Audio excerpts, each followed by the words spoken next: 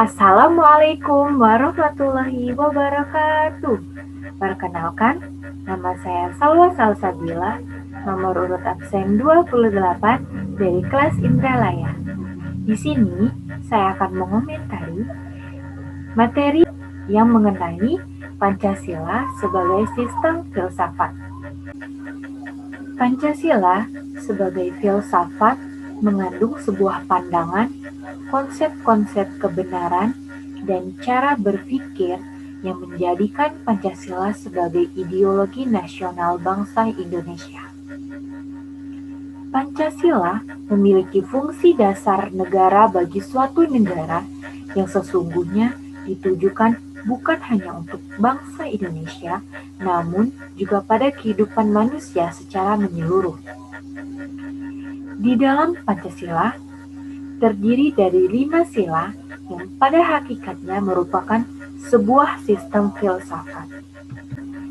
Pancasila sebagai sebuah filsafat memiliki karakteristik sistem filsafat tersendiri yang sangat berbeda dengan filsafat lainnya, yaitu sila-sila dalam Pancasila merupakan sebuah satu kesatuan sistem yang bulat, utuh, dan menyeluruh atau totalitas, yang membuat saling memiliki keterikatan yang sama dan tidak dapat dipisah maupun diganti. Apa saja sih makna dari filsafat Pancasila?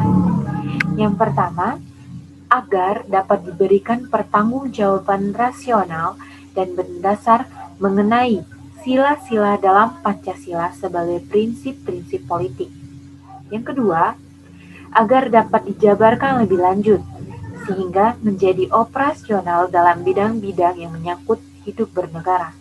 Yang ketiga, agar dapat membuka dialog dengan berbagai perspektif baru dalam kehidupan berbangsa dan bernegara. Dan yang terakhir, agar dapat menjadi kerangka evaluasi terhadap segala kegiatan yang bersangkut paut dengan kehidupan bernegara, berbangsa, dan bermasyarakat, serta memberikan perspektif pemecahan terhadap permasalahan nasional. Alasan diperlukannya kajian Pancasila sebagai sistem filsafat. Nilai-nilai Pancasila dipergunakan untuk mengkritisi berbagai aliran filsafat yang berkembang, baik untuk menemukan hal-hal yang sesuai dengan nilai-nilai Pancasila maupun untuk melihat nilai-nilai tidak sesuai dengan nilai-nilai Pancasila. Nilai-nilai Pancasila tidak hanya dipakai sebagai dasar dalam pembuatan peraturan perundang-undangan, tetapi juga harus mampu menjadi orientasi pelaksanaan sistem politik dan dasar bagi pembangunan nasional. Pancasila sebagai sumber nilai bagi bangsa Indonesia seharusnya dikembangkan tidak hanya dalam kehidupan bernegara, tetapi juga dalam bidang akademis, sehingga teori ilmiah yang diterapkan dalam kehidupan bermasyarakat Indonesia berorientasi pada nilai-nilai Pancasila tersebut. Pancasila sebagai ideologi bangsa Indonesia mengandung berbagai dimensi kehidupan manusia, seperti spiritualitas, kemanusiaan, solidaritas, musyawarah, dan keadilan.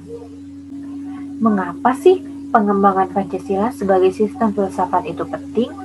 Karena yang pertama, memulihkan harga diri bangsa Indonesia sebagai bangsa yang merdeka dalam politik, yuridis, dan juga merdeka dalam mengemukakan ide-ide pemikirannya untuk memajukan bangsa, baik secara material maupun spiritual.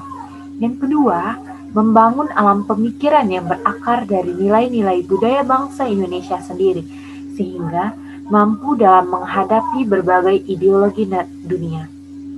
Yang ketiga, menjadi dasar pijakan untuk menghadapi tantangan globalisasi yang dapat melunturkan semangat kebangsaan dan melemahkan sendi-sendi perekonomian yang berorientasi pada kesejahteraan rakyat banyak. Dan yang terakhir, menjadi way of life sekaligus way of thinking bangsa Indonesia untuk menjaga keseimbangan dan konsistensi antara tindakan dan pemikiran. Sumber politis Pancasila sebagai sistem filsafat dapat diklasifikasikan ke dalam dua kelompok, yakni kelompok yang pertama meliputi wacana politis tentang Pancasila sebagai sistem filsafat pada sidang BPUPKI, PPKI, dan Kuliah Umum Soekarno. Kelompok kedua mencakup berbagai argumen politis tentang Pancasila sebagai sistem filsafat yang disuarakan kembali di era reformasi dalam pidato politik Habibie 1 Juli 2011. Baiklah, sekian dari saya. Apabila ada kesalahan saya mohon maaf. Kepada Tuhan saya mohon ampun. Saya akhiri. Wassalamualaikum warahmatullahi wabarakatuh.